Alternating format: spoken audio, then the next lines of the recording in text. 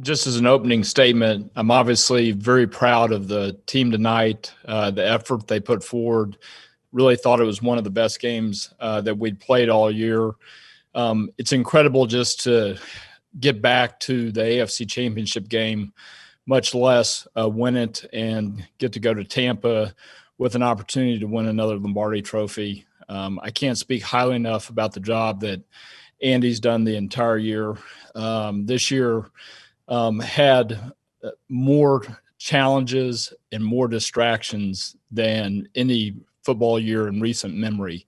And Andy did a great job of leading him through that, keeping him focused, and the performance tonight showed it. We'll go first to Adam Teicher. Go ahead, Adam. Hey, Clark, congratulations. Wanted to revisit the decision to run it back. Obviously, it looks like it's worked out, at least so far, but was that a difficult decision to come to maybe bring back this group of guys as opposed to maybe make some changes and try to bring some fresh blood in here like you did the year before?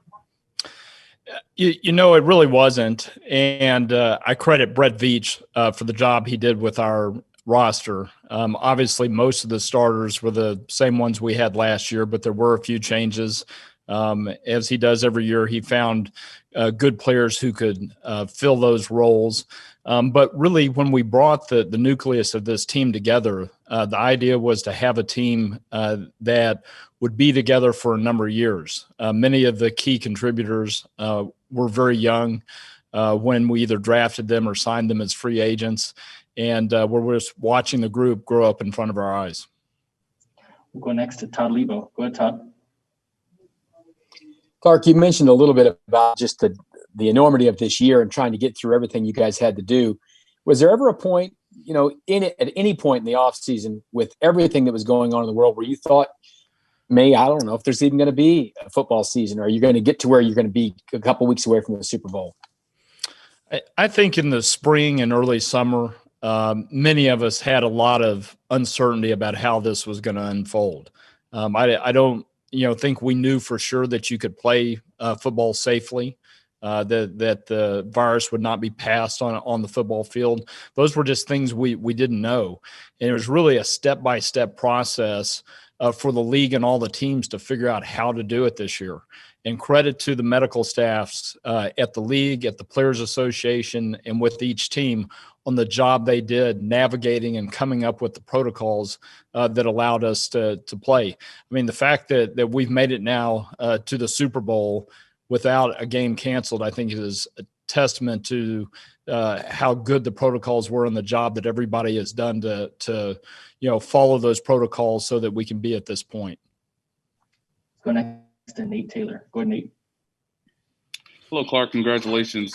I'm wondering if there is a specific example, given today's win, where you can look back and see the true impact of the importance of the leadership from Patrick and Andy on the team that led to today's success.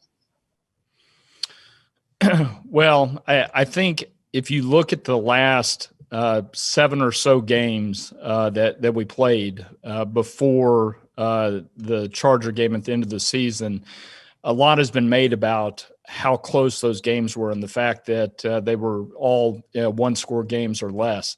And I think that really speaks to the leadership that we have on the team. That maybe even though the team wasn't at our best on those days, the leaders on the team found a way to get it done. Some weeks it was the offense, some weeks it was the defense, and some weeks the special teams contributed to that. But to me, that's really a sign of great don't They had each other's back throughout the season and allowed us to get through and get to the playoffs. And then the performance today, I don't know that it was a complete game, but it was one of the best for sure. Got time for a couple more. We'll do Pete and then Vahe. Go ahead, Pete. Clark, congrats on all the success.